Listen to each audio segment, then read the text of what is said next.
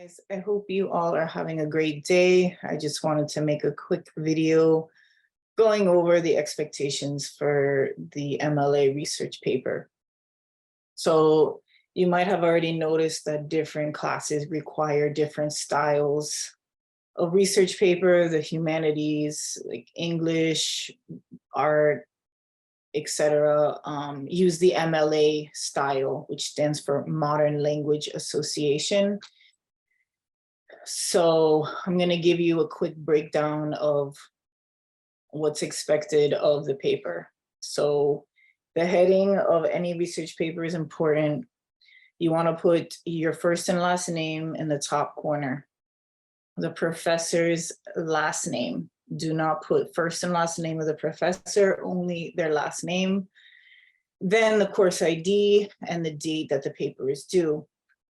You also want to include your own last name and the page number. So your paper is going to be 2 pages. So I expect to see your last name and the page number. And then on page 2, your last name and number 2. Also, you want to make sure your title of the paper is in the center. Put material culture, colon, and the object that you choose to research. You also want to make sure that the paper is double spaced. And at the beginning of every paragraph, you make an indentation. So at the end of a research paper, you need the bibliography or work cited. So you're going to call it work cited. And here's an example of a student's work, but she didn't do it completely right. So we're going to go over the things that she didn't do correctly. So you were supposed to have centered the work cited. You want to number each source. And then, what was it? Oh, the way that MLA works cited works is that you need to do what's called a hanging indentation.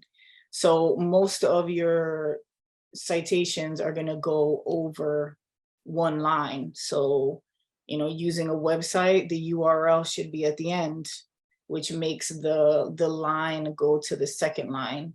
So you see that in number 2, this is all one source, and you have to do what's called a hanging indentation. So every line under the first one is indented.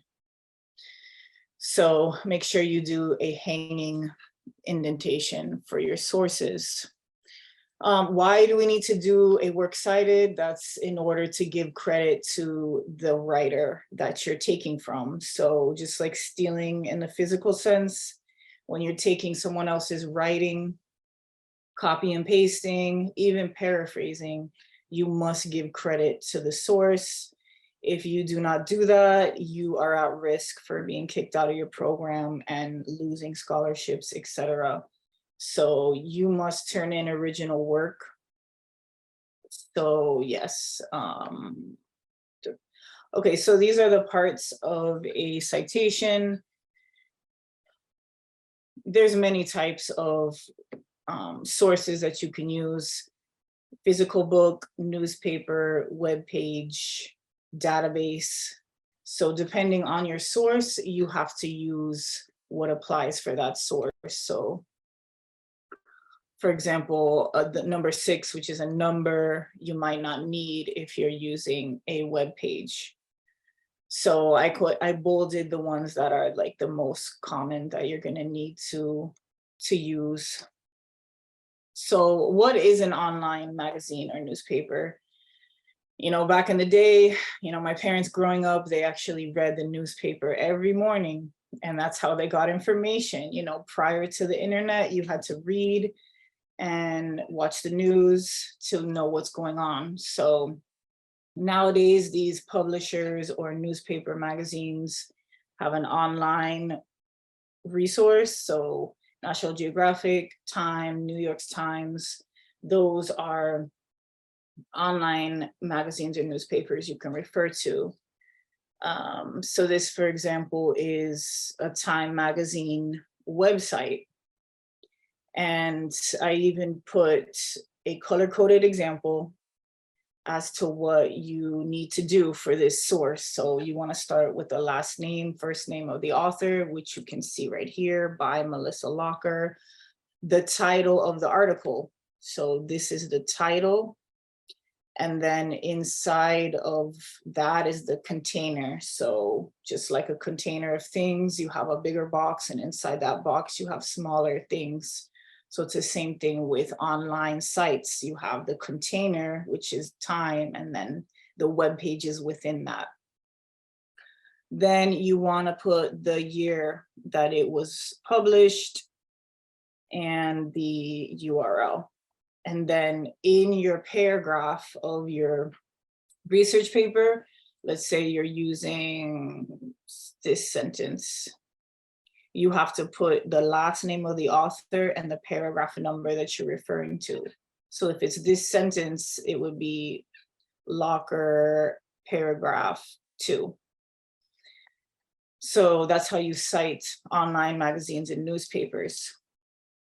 JSTOR, I love JSTOR. It's basically a database, a collection of scanned magazines and articles from scholarly journals, etc. So it's like a digital resource to access printed material that was written.